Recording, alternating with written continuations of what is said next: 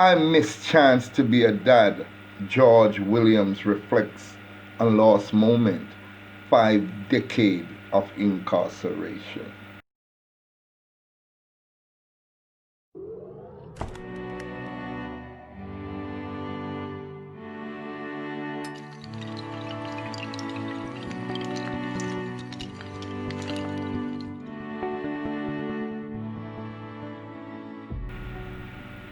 A very pleasant good afternoon, ladies and gentlemen. Welcome once again to the People's Forum of Industries with Big Stone. Can you imagine? A man has been locked away in prison for well over 50 years. 50 years! Yes, he was suspected of a murder. But even if you're suspected of a murder, your time in prison shouldn't only be 35 years.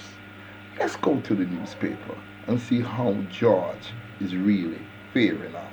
Let's take a listen. It was George Williams' first Sunday as a free man, and his family made certain that he had a hearty dinner and experienced the warmth and togetherness of being at home in Ewarton, St. Catherine. The 71-year-old was released last week after spending 5 decades in custody at the St. Catherine Adult Correctional Center in Spanish Town without a trial after being identified in an Indicom Commission of Investigation report among 146 inmates locked up for years, some for decades, without facing a judge. Williams was arrested and charged with killing another man during a violent attack on a family driving through his St. Catherine community in July 1970. But the then 20-year-old was declared unfit to plead. Had he had not been in prison, Williams, who earned his keep by buying meat from Kingston abattoirs and reselling it downtown, would have sought to earn a more livable income and start a family. Me did want to have children, but me never did get a chance, he said softly as he spoke with the newspaper. Me can't have no children again, the age gone. Journeying back to his first night battling bedbugs in prison 50 years ago, Williams erupted into laughter, saying, "Whole heap of chink bite me, whole heap of chink bite me." Me couldn't lie down, me have to stand up the whole night, he added.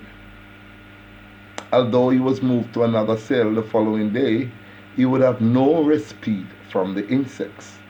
During his prolonged imprisonment, Williams recalled hearing the cells of the maximum security prison open and close roughly at the same time daily. I walk out the cell, refresh myself at the bathroom, and all that. If you have your clothes changed, you change your clothes and wait till supper time come. You go for your supper, eat share. Besides the routine of prison life, he remembered when evangelists issued Bibles and a short stint as a farmer.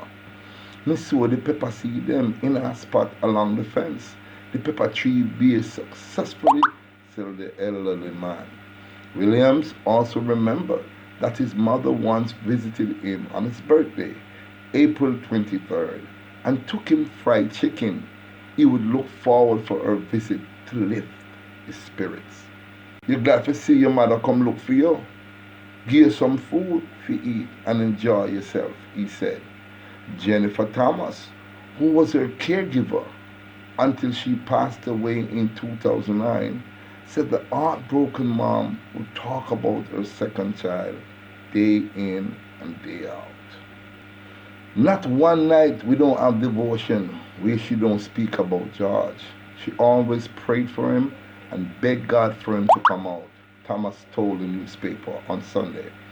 Williams said he did not form lasting bonds with fellow inmates during his incarceration, and on a couple of occasions he was physically assaulted, with the most recent bust-up occurring a few days before his release. Now gray in age, Williams' appearance is a stark contrast to the dapper youth his younger brother 57-year-old Roy Edie remembers. I was about 7 and I used to live here. The last time I saw him, he came here to look for his mother. He always wear his jean suit, and as a young youth, I remember that, Edie said. My brother them and me is taking care of me. Williams was no lifestyle disease, but suffered from schizophrenia, for which he is being treated, told the newspaper.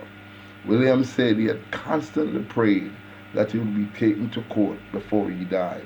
And so, the words he heard at his last court session last week Wednesday will remain with him.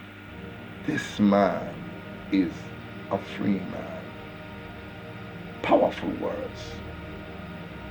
This comes, ladies and gentlemen, after Noel Chambers spent 40 years in prison, not being charged with a crime, and he actually died in prison. If you saw the condition of Noel Chambers' body, he was near to skin and bones. I feel sorry. I feel sorry for these brothers.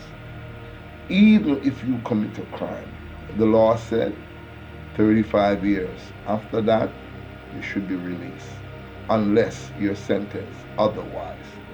But I'm saying that the family members, they kept their hopes high, they prayed, and they still consider to see their sibling free one day.